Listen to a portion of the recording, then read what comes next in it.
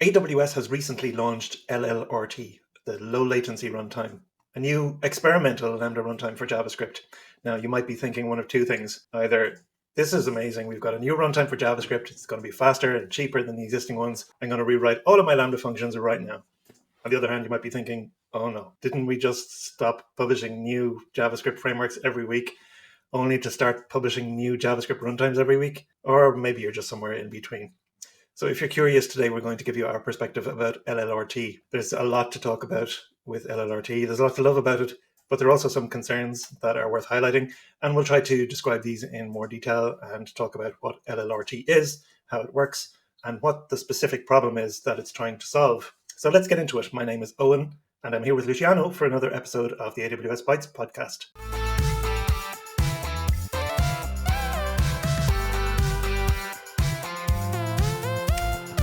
AWS Bytes is brought to you by 4Theorem, the AWS consulting partner with lots of experience with AWS, serverless, and Lambda. If you're looking for a partner that can help you deliver your next serverless workload successfully, look no more and reach out to us at 4theorem.com. Just to set the stage, let's just do a quick overview of the AWS Lambda service and talk again about what a runtime is. Lambda is a serverless compute service in the category of functions as a service. You can write your code in the form of a function that can respond to specific events, and AWS will take care of provisioning all the necessary infrastructure to run that function for when the event happens. Lambda supports a lot of different programming languages, and it does that using the concept of runtimes. And every language and language version has a dedicated runtime. And this is logic that AWS maintains for specific languages to bootstrap your Lambda function, orchestrate events and responses, and call your code in between. A Lambda runtime also includes the specific runtime binary, Node.js, Python, etc. For example, with the Node.js one, you'll get the Node.js binary and all the system libraries it needs as well. Now, it is possible to build custom runtimes, for instance, to support more esoteric languages or specific language versions that are not officially supported. AWS itself uses custom runtimes to provide support for compiled languages such as C++, Go, and Rust. So this should give you a reasonable base to understand more about LLRT as we go on and have this discussion. But if you're curious to know more about Lambda runtimes and how they work, and even how to build your own custom runtime, we have a dedicated episode for that, and that's episode 104. The link will be in the show notes. So given our context, we've talked about Lambda runtimes, Luciano. You've been looking into LLRT in some more detail. What have you found out? Yeah, I think a great place to start is the LLRT repository, and we'll have the link in the show notes, because it gives, I think, a very good introduction to what this runtime is about, why it exists, and a bunch of other interesting things that we're going to try to cover today. So first thing is that this is a JavaScript runtime that is built specifically for Lambda. So it doesn't try to compete with the likes of Node.js, Dino, or Ban, which are much more generic purpose. So this is kind of a very important detail, because some of the design trade-off make a lot of sense looking at it from this perspective, that it's not competing with all the other ones. It's something very, very specific that makes sense in the context of Lambda. So the first trade-off is that it tries to be very lightweight, which means that the final runtime package that you get should be as small as possible, generally in the order of kilobytes rather than in the order of megabytes, which is what you get, for instance, with Node.js, Dino, or Ban. You would have 20, 30, 60, 80 megabytes of runtime itself rather than a few kilobytes, which is the case, for instance, with LLRT. Now, why is this important in the context of Lambda? I think we need to remember that Lambda is a very dynamic environment. As you described very well, instances are started only on demand and shut down when not needed anymore. So AWS is going to be provisioning all these necessary resources all the time, bootstrapping and killing those depending on requests arriving into our account. So it is very important that AWS can do all of that as quick as possible, because every time that you are starting a new instance of a Lambda, the whole process of bootstrapping the infrastructure is called cold start, and it's something that's going to affect the latency of your application. So the choice of runtime is something that is very relevant when we discuss about how to improve cold start. And the bigger the runtime package, of course, the more time is required for AWS to download all the necessary files and load them into memory. So the bigger the runtime, most likely the longer is going to be the cold start. So the choice of trying to make the runtime as small as possible, of course, is something that tries to reduce the cold start, which is one of the biggest problems that people always talk about when we talk about problems with Lambda and serverless in general. So this is definitely a step in the right direction in that sense, and it's a trade-off that makes a lot of sense. Another interesting aspect is that it is built using Rust and QuickJS as the JavaScript engine. And these are two very interesting choices. So I'm going to try to give you a little bit more detail about both of them. Rust is actually not too unusual because if we look, for instance, at Dino, it's also built in Rust. But if we also look at Node.js, is written in C++, which is somewhat similar to Rust in terms of most of the trade-offs that the language take. And very similarly, if we look at Bun, it's written in Zig, which is another alternative to C++ and Rust. So in that sense, it's nothing special, I guess, but it's still important to try to understand what Rust brings to the table in this particular case. And the first one is that Rust is a language that is built for performance and memory efficiency. And these two dimensions are very, very important in the context of Lambda because, yes, on one side, you might argue that nobody likes memory-hungry software or slow software. But in the context of Lambda, this is even more important because these are the two dimensions that are going to affect price. And it's worth remembering that with Lambda, you pay a unit amount that depends on how much memory you allocate for your Lambda function. And then you have to multiply that unit amount to the number of milliseconds that are used by your Lambda whilst doing something useful. So while your Lambda is running, you take the number of milliseconds and multiply for the amount of memory that you have pre-allocated for that Lambda. So, of course, if you can keep the memory footprint very low and you can be still very, very fast at doing the execution, that means that you are going to be using Lambda in the most effective way from a pricing perspective. So your CFO is probably going to be very thankful looking at the bill and checking that there was maybe a quite significant reduction in cost when it comes to the Lambda item in the bill. So faster startup, by the way, is not only to be seen from the perspective of price, which is important, but I think there is another very important aspect that is power consumption. This is something that we are becoming more and more aware in the industry. Probably we should do even more. We are still probably at the very beginning of the conversations, but I think it's important to realize that everything we run in the cloud has a cost, not just from an economic perspective, but also in terms of environment and sustainability. So we need to be very mindful that we might be able to do something to reduce that kind of footprint. And every time we have the chance, we should probably take that chance because it's something that we will need to eventually take care and be more responsible. So it's important to see that perspective as well. And having a runtime that can give us very, very efficient compute, it's something that goes in the right direction in that sense. And to be fair, serverless is also a very sustainable technology in general. So if we can make it even more sustainable, it's another win that we take from this particular set of trade-offs. Now, it's also worth mentioning that the idea of using Rust or C in order to make code more sustainable is generally kind of a double-edged sword. On one side, you get that effect that you become more sustainable. But on the other side, there is a huge investment in terms of teams having to learn these technologies, especially if you have teams that are more versed with technologies such as Python or JavaScript. That's going to become a very big investment to do. So here, there is an even more interesting trade-off because the promise is that you don't need to learn a new low-level language like C, C++, Rust, or Go. You can stick with JavaScript, which is probably something much more well-known in the industry, and still get very good trade-off and very good performance and energy efficiency.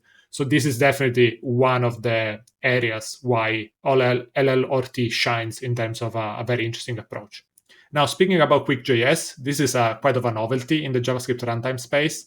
We have a link to the QuickJS website where you can find a bunch of details, and it's probably worth looking into it if you never heard about QuickJS. But I'm going to try to explain very quickly what it is and what kind of trade-offs it provides. So QuickJS basically implements JavaScript, meaning that it's able to interpret and execute JavaScript code, and it does it in such a way that is almost like a library that you can take and embed in other programs. So it doesn't really give you any core library, so to speak, is just able to understand the JavaScript syntax and execute it correctly. And this is something that every JavaScript runtime needs in a way or another, but the big ones, Node.js, Dino, and Bun, none of them use QuickJS. In fact, Node.js and Dino both use V8, which is the Google Chrome JavaScript engine, while Bun uses JavaScript Core, which comes out from WebKit, which is the project started by Apple that is used in Safari. So QuickJS is somewhat novel in the space of JavaScript runtimes. And the reason why I believe it's being used here is, again, because it tries to fulfill that promise that it needs to be as small as possible in terms of embeddability and as easy as possible to embed in an application. It's also quite modern and feature complete. In fact, already supports ECMAScript 2023, including ECMAScript modules, including other advanced features like async generators, proxy, bigint. There are even extensions to have things that are not even in the ECMAScript specification yet. Another interesting trade-off is it doesn't have a just-in-time compiler. And this might seem like a negative thing because I think all the modern runtimes are expected to have a just-in-time compiler and generally something that helps a lot with performance. But I think it's important here to understand the trade-off. So let's try to explain quickly what a just-in-time compiler is. Generally, with interpreted languages, what you do is as you scan the code, you try to evaluate it, and that's basically running the program. And of course, this is not going to be extremely efficient because most of the trade-offs that dynamic languages have is that you don't necessarily have strict typing. So the runtime needs to make a lot of assumptions to be as generic as possible and to support a lot of dynamic range of functionalities. So generally speaking, the interpreted languages will at some point introduce a just-in-time compiler that tries to, as you read the code and process the code, figure out what are the patterns and try to generate machine code, which is much more optimized on the fly, and start to swap out part of your scripting language with actual compiled code that can run much faster on your specific architecture. Now, while this is very good in the long term, so if you have computation that needs to run for a long time, if you have a computation like in the context of serverless where you're trying to optimize for small event-driven pieces of computation, sometimes it's a little bit of a waste to do all of this optimization just to shut down your computation after a few seconds or even milliseconds in most of the cases. So here it's a very interesting trade-off because we are kind of giving up on that just-in-time capability because we know that most of the time we are going to prefer to have very small and fast lambdas that are going to do something very quickly, mostly kind of glue logic, and therefore we don't necessarily need that level of optimization, which comes with a little bit of upstart price that you have to pay to do all of that compilation up front. So I think this is something that makes a lot of sense in the context of LLRT, but I guess we can start to discuss about how much performance are we really talking about. Can we figure out what are some numbers or maybe some comparison with Node.js? Well, we haven't had the chance to try it ourselves in any great detail, but there is an interesting benchmark on the LLRT repository, and it's based on a fairly simple Lambda function that puts a record into a DynamoDB table. So even though it's minimal, there's a bit more realism to it than the usual Hello World style benchmarks. And it compares the performance of running this function on an ARM architecture, so Graviton-based Lambda with 128 megabytes of allocated memory. And the other side of the comparison is Node 20. So LLRT results, if we look at the results are kind of presented with, every P100, P99. So you can see the maximum cold start time and the maximum runtime, as well as like P50, so the 50th percentile. And we can see that for the 95th percentile with LLRT, you're getting 76 millisecond cold starts, which is pretty good. On Node.js 20, they're reporting 1600 milliseconds of cold start time for 95% of the cases, the maximum. And then warm start executions are looking at 33 milliseconds for this function with LLRT compared to 100, just over 100 milliseconds with Node 20. There's the full tables and set of benchmarks is available on the website. It's kind of interesting that it's only comparing ARM and it's only using Node 20. I think it would be great to have a more comprehensive set of benchmarks. But in general, what this is showing is that in this permutation, at least, LLRT is noticeably faster than Node 20, particularly when it comes to cold starts. There's another very well-known benchmark, which we've mentioned, I think, before on a few episodes, that tries to compare the cold start, memory footprint, and the execution latency of different runtimes. And they recently added support for LLRT in their test suite. LLRT scores very well in most configurations there, and it's generally the third fastest runtime behind C++ and Rust. It's even faster than Golang in this case. Now, of course, you have to bear in mind that C++ and Rust are very mature ecosystems, comparatively Go as well, and this is still an experimental beta product. In the benchmark, we can also see the difference in memory usage. And if we compare LLRT to Node 20, we have 24 megabytes versus 63 megabytes. So it's about a third of the memory needed for the same Lambda function. And if the performance is the same, it might mean that you can reduce your memory allocation and save cost even further. So this seems pretty exciting. And, I've been using Node.js for a long time. So the idea of this kind of explosion in runtimes is a little bit exhausting to think about, to be honest, because so much investment has gone into Node.js, into JITs, into optimizing. I mean, whenever I hear people from V8 team or the Node team talking about the amount of effort they put into optimization of single functions and single libraries, I think, how can these runtimes ever get that same level of maturity? But maybe if they focus on a specific problem, maybe there is a use case where we should be thinking about them. So, Luciano, you're a Node.js aficionado. How does this make you feel? Does it make you think you should use LLRT for every single Lambda function now, or where do you stand? Yeah, I think that's a great question, and it's a bit difficult to give you a 100% certain answer. I think we will see as we go what happens to the project. But as it stands today, there are a few things to be a little bit concerned about. First of all, is that the project itself is labeled as experimental, and we don't know exactly what that really means. But we can make some assumption and also try to interpret what we can see in the repository.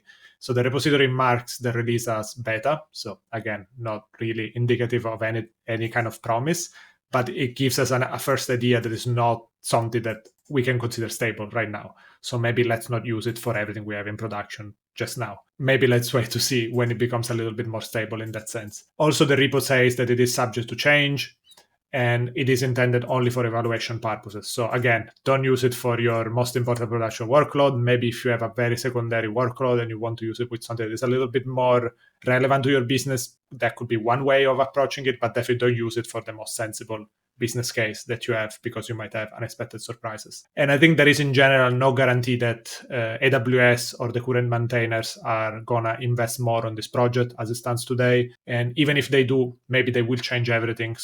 Or they will change a significant amount of the code base that it might require you to do a significant amount of change on your side if you want to keep using the project. So that's definitely something to keep in mind as a starting point. There is another problem that is also very important, that this project is not Node.js. So it's not packaging Node.js in a smarter way. It's just a totally different implementation of a JavaScript runtime. And the reason why this is important is that on one side, it doesn't come with all the baggage of Node.js, and this is why it can be very fast and very performant, as we described. But on the other end, it doesn't have all the ecosystem of libraries that Node.js has, and that has built for over, I think, almost 15 years at this point. So what that means is that you don't have the full Node.js standard library at your disposal. And that means that you might have problems with some of your code. Even if you're using third-party libraries, those third-party libraries might rely on some functionality that exists in the standard library of Node.js that doesn't exist in LLRT yet. And when I say yet, it doesn't mean that there is a promise that eventually LLRT is going to have future parity with Node.js. Actually, if you look at the README, they state very clearly that this is not a goal. They are not going to try to compete for feature parity with Node.js.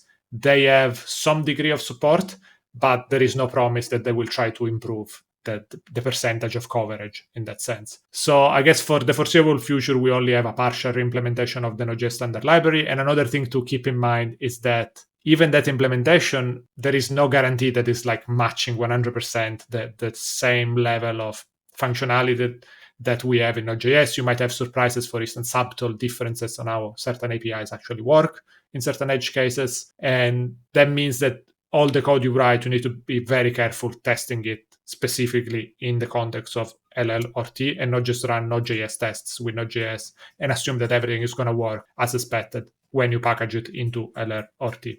Now, speaking of libraries, you might think, what about the AWS SDK, right? Because most likely this is the main library that you will need to use in a Lambda. And actually, interesting enough, this runtime comes with many AWS SDK clients already baked into the runtime. There is a list on the repository. Last time we counted was 19 clients supported, plus the Smithy library from AWS. So if you need to use one of these 19 clients or the Smithy library, you don't need to install it yourself. Those are already prepackaged in the runtime. And actually, the repository goes as far as saying that it's not the standard package itself, the one that you will get from NPM, because there are extra optimizations that the authors have put in place, replacing some of that JavaScript code that exists in the standard version of the library with some native code, supposedly Rust, I imagine. So I guess that could give you an extra boost in performance when you use these libraries. Now, they also say that not all the methods are supported. For instance, if you try to get a stream from a response coming from the SDK, maybe I haven't tested this very thoroughly, but I imagine if you're trying to read a big file from S3, that might be a little bit of a problem if you cannot really stream that output into your program and you need to batch all the data into memory before you can actually access to it. I'm not really sure if this use case is supported or not, but there might be similar cases like that where not being able to stream the response coming from the SDK might become a limitation in terms of the memory usage, depending on your use cases.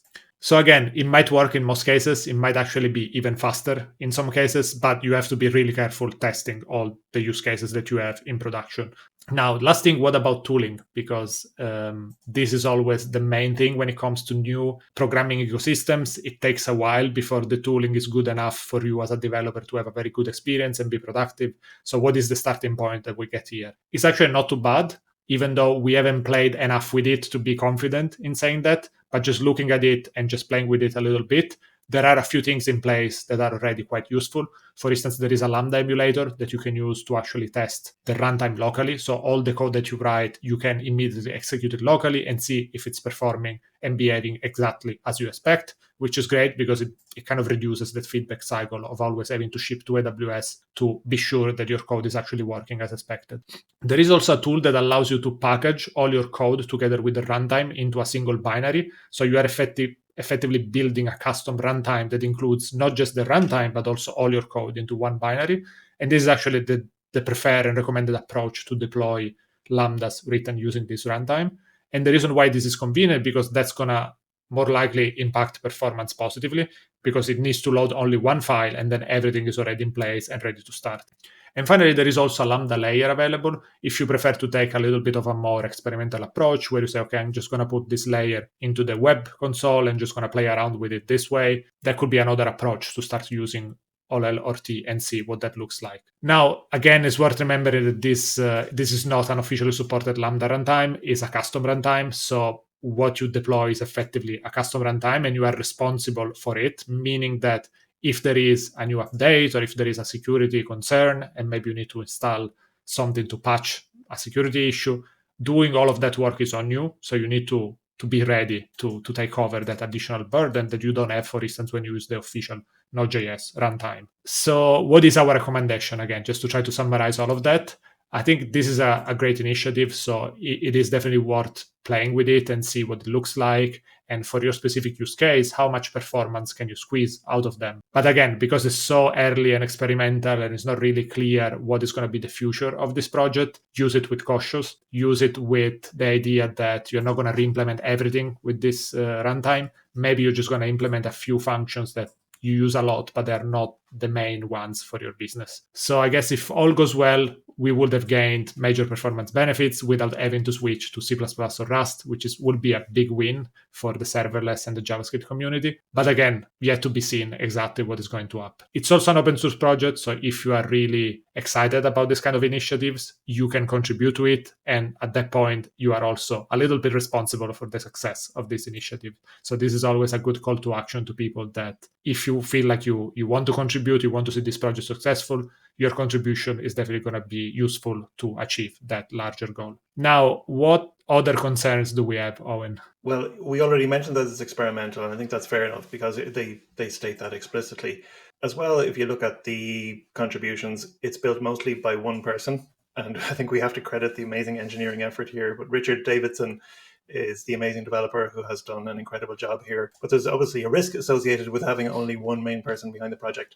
So let's see if AWS decides to invest more on the project and form more of a cohesive internal team as the project evolves. It's good to see that in the few weeks since its public release, there have already been contributions from open source members of the community, so we can expect to see that grow, and that will be a healthy thing. The lack of feature parity with Node.js and other runtimes is going to be a concern, and there isn't really an intention to reach parity, so you just have to be aware of that. You mentioned as well, Luciano, there is some AWS SDK support. I kind of wonder, since there's already the C-based common runtime from AWS that's highly optimized, as well as the C AWS SDK, I wonder why LLRT wasn't able to leverage those to get complete service support. I suppose as well, QuickJS being one of the main dependencies may also be a bit concerning. It has an interesting history as a project. It was mostly written and maintained by another outstanding engineer, Fabrice Bellard, and Fabrice is also the same author of other great projects like QEMU and FFmpeg. Again, same problem with single owner projects. There's a risk with it. In fact, the QuickJS project it didn't receive any great updates in the last few years, and the project really looked to be stagnant, with a lot of forks emerging in the open source community, most notably QuickJS NG. Now, there has been some activity of late, but there is an interesting community conversation on, I suppose, whether this project is alive or dead, and we can link to that conversation on GitHub in the show notes. So there has been a recent spark of activity, as I mentioned, in the repository, and Fabrice has introduced some significant new features, such as support for top-level await, and a couple of new releases have been published. So hopefully a larger community will form around the project, and that will help to guarantee long-term support, because I think it's interesting. I suppose previously there were various different JavaScript runtimes. There was JavaScript Core, you had V8, Microsoft had their brave effort for a while with the Chakra core, and the idea was that Node.js could use any of these runtimes, these JavaScript runtimes. That seemed like a healthy thing with good competition, but it seems like everything has kind of converged on the Chromium ecosystem, and that's not a great thing for the future of JavaScript, I feel. Ishano, you've kind of given your recommendations, but what's your final assessment? I think in general, I'm very happy to see these kind of initiatives coming out from AWS, because everything that can make Lambda more efficient and powerful for JavaScript developers is absolutely welcome. I think everyone should be happy about that.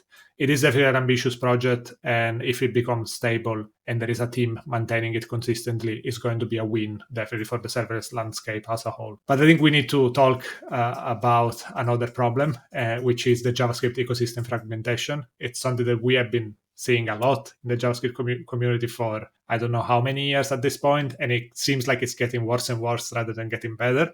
So this sometimes it's called the JavaScript fatigue. It's definitely real, and it was associated with the idea of frameworks and libraries. Now it's being associated even with runtimes, which only makes things worse. Like, it's already hard to pick and learn a single runtime like Node.js. Imagine if you also have to learn Dino or Ban with all the different core libraries and characteristics. And now there is also another Lambda specific runtime, which will have its own characteristics and things to learn and mistakes and patterns. But even imagine that now you are a JavaScript library author and you want to build a general purpose library that you might want to make available across all of these runtimes. Node.js, Dino, Ban, the browser, and maybe now even LLRT, right? Because why not? Why not allowing people to even use your library in the context of a Lambda? How much work there is involved in just testing that everything works correctly, just fine-tuning all the edge cases, maybe patching for all the missing libraries and different behaviors that exist across different runtimes. So this is a problem that's just going to keep getting bigger and bigger if the ecosystem doesn't converge into kind of a more comprehensive standard that all the different runtimes will adopt. There are some efforts in that direction. For instance, the Winter CG that we can link in the show notes is an initiative that tries to figure out exactly what is a common set of APIs that every runtime needs to have, especially the ones running in the cloud and on the edge. So there might be, I guess, a bright future there if this kind of initiative is successful. But as it stands right now, as a developer, it's just a very confusing landscape, and there's a lot to learn and so many edge cases. So that's definitely a problem. Another point that I have, and this is more directed to AWS, it's great to see this kind of initiative emerging from AWS, but at the same time, I would love to see AWS investing more on the larger Node.js ecosystem. We know these things that are not super nice to see. For instance, if you look at the performance of the Node.js 16 runtime and compare it with the Node.js 20 runtime, even though Node.js itself is generally considered faster in the Node 20 version, when it comes to Lambda, somehow the runtime is a little bit slower than Node 16, which is very disappointing because it looks like they didn't take advantage of the new advancements in Node.js, and maybe they did something suboptimal on their side. Now, I'm not really sure what's going on there, so I'm not going to comment too much in detail, but I think the message there is that I wish that AWS would invest more in making sure that Node.js has a bright future ahead, because it's effectively one of the most used languages when it comes to Lambda. So definitely a big revenue stream for AWS, and it would be nice to see AWS reinvesting some of their revenue into the project itself. And it's not just something that relates to Lambda itself, because Node.js gets used a lot even in other kinds of applications, not just serverless. It will be used in containers, so something that can run in ECS, Fargate, but also in EC2 or AppRunner. So if Node.js gets better, I think AWS is still going to benefit from it. So this is kind of a final call for consideration to AWS, if somebody's listening there, to think about this problem and maybe decide to invest a little bit more into the Node.js community. Yeah, we're seeing lots and lots of different ways to optimize cold starts and runtime performance. And I'm thinking of Snapstart, currently available in Java, and it might come to more runtimes And then we see, like with .NET, you've got the new ahead of time compiler, which is essentially compiling it to native code. I wonder if the AWS Lambda team are thinking about how Snapstart could be used to optimize existing Node.js runtimes and give us the kind of amazing cold start times we've seen with LLRT, or even better with it, just with existing Node.js and all the compatibility it offers. So it's definitely a space to watch. And regardless of what happens next, I think we can agree that LLRT is already an amazing software engineering achievement, and a lot of credit has to go to Richard and also to Fabrice, the QuickJS author too. So if you're a JS developer interested in LLRT, it is important to check compatibility and measure performance with meaningful workloads. We're just seeing, I think, the first set of benchmarks here. But if you have seen some results and you've got some success, or you've decided to abandon it for now, let us know what you think, because we're really curious to learn more ourselves. So thanks very much for watching or listening. Please share with your friends, like and subscribe, and we'll see you in the next episode.